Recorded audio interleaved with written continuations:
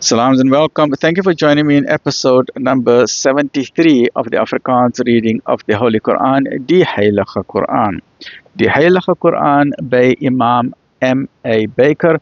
May Allah subhanahu wa ta'ala reward him abundantly and all the publishers and proofreaders and editors and financiers of the book. Please obtain your copy today. Please do not delay. Please obtain your copy from IDM 03130468883, IPCI 03130600026 or 27, MJC 02168444606, or from Muhammad's Hardware 01237461102, which is where I obtained my copy from Jones Yunus Musadada.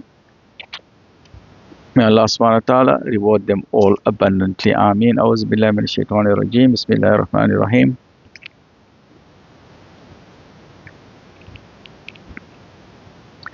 Hoofstuk 3, die familie van Amran, Surah 3, Ali Imran. Episode 73, afdeling 16, oorsaak van die rampe tydens die slag van Uhud. O julle wat glo,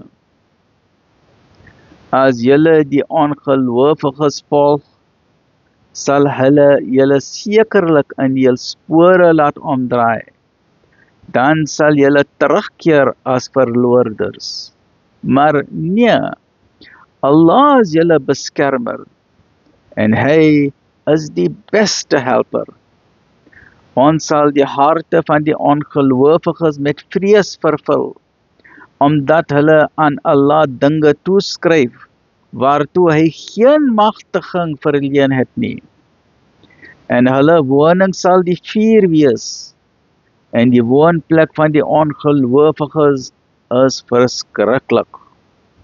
En Allah het sy belofte aan julle gestand gedoen, en julle het hulle met sy verlof omgebring.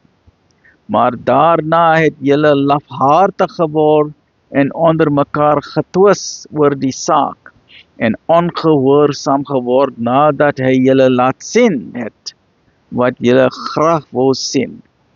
Tussen julle was daar sommige wat hierdie wêreld begeer het, en ook diegene wat die hiernamaals begeer het.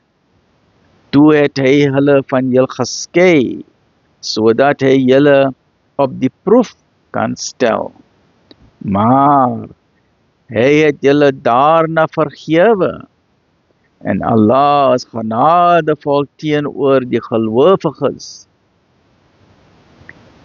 Toe julle gevlug en op niemand ag geslaan het nie, terwyl die boodskapper julle van veraf nader roep, het hy nog 'n smart by julle eerste gevoeg, sodat julle nie kan treur oor wat julle verloor of oor wat met julle gebeur het nie. En Allah is bewus van wat julle doen. Na die smart het hy veiligheid oor julle gebied, sodat 'n deel van julle kon insluimer. Maar 'n groep was oor hulself bekommerd, omdat hulle ten onregte onwetend was oor die dade van Allah. Hulle het gesê, het ons dan iets met hierdie saak te doen? Sê, die saak rus in die hande van Allah. Hulle verberg binne hulself wat hulle nie aan u bekend wil maak nie. Hulle sê, as die saak in ons hande was, sou ons nie hier geveg het nie. Sê, as julle tuis gebly het, sou hulle wat vir die stryd bestem was, nog voortgegaan het na die plekke waar hulle sou sterf. Dit is klaar geskryf. En dit vind plaas sodat Allah julle harte kan beproef en louter. En Allah weet wat in die binneste omgaan. Die van julle wat teruggeval het op die dag toe die twee strijdmagtige mekaar ontmoet het, is deur die duiwel om hulle dade se ontheilhawe, deur die duiwel om hulle dade se onthaalwe in vertwyfeling gebring. En voorwaar, Allah het hulle vergewe. Allah is voorwaar vergewe wensgesind, verdraagsaam. Die, ons het net weer lees, die van julle wat teruggeval het op die dag toe die twee strijdmagte mekaar ontmoet het, is deur die duiwel om hulle dade se onthaalwe in vertwyfeling gebring, en voorwaar, Allah het hulle vergewe.